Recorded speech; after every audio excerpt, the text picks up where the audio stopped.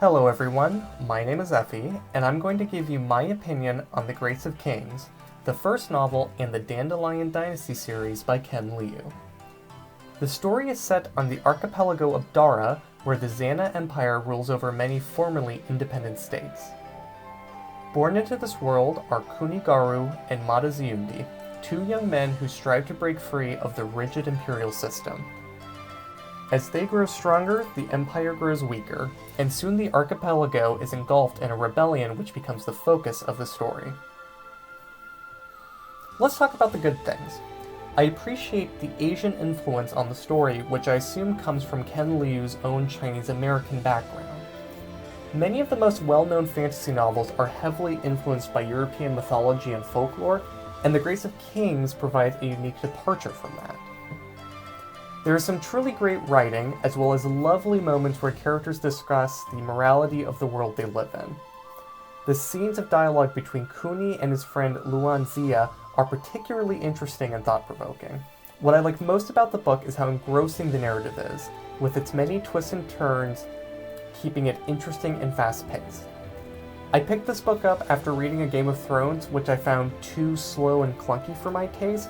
It's refreshing to read a book which easily kept my attention. But like any book, there were things I didn't like, and I will be getting into spoilers. Much like A Game of Thrones, there are far too many characters for me to keep track of and care about. The narrative would have greatly benefited from either cutting characters entirely or consolidating them. For instance, Jin Masodi's character and her accompanying backstory are introduced in the last 100 pages of a 600-page book. To me, that is the time when everything should be set and heading towards the end, not when an author should be introducing more characters and exposition.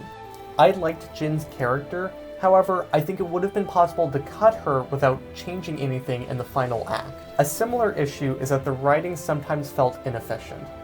A good example of this is in the last 20 pages of the book, where Kuni and Mada have turned on each other and have been fighting for years and signed a peace treaty. However, Luan reminds Kuni that Mada's troops are underfed and overstretched, so Kuni breaks the treaty and attacks. This happens a mere 5 pages after the treaty is signed. I think the whole business with the treaty could have been edited out, and instead skipped to the final battle scene where Mada is eventually killed. It is worth noting at this point that the whole story is revealed to be nothing more than a power struggle between the gods of its universe, and that didn't really do anything for me. I don't think the concept itself is bad, and that is how famous stories like the Iliad are framed. But it didn't feel necessary, and cutting it out would have saved a dozen or so pages, which matters when your book is over 600 pages long. On that point, the book felt too long. Again, I appreciate that the narrative was interesting and had a lot going on, but it could have been anywhere from 50 to 100 pages shorter. Entirely possible if certain characters and story-building moments had been cut or edited down.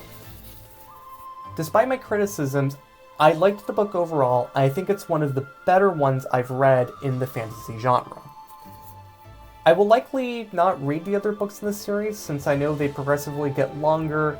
The series is now 5 books long, I'm just not sure that I want to commit that much time to it. If you read A Game of Thrones and you like the vastness of the universe and the multiple characters and points of view, this is going to be a great book for you. Anyway, thank you for listening to my review, and have a wonderful day.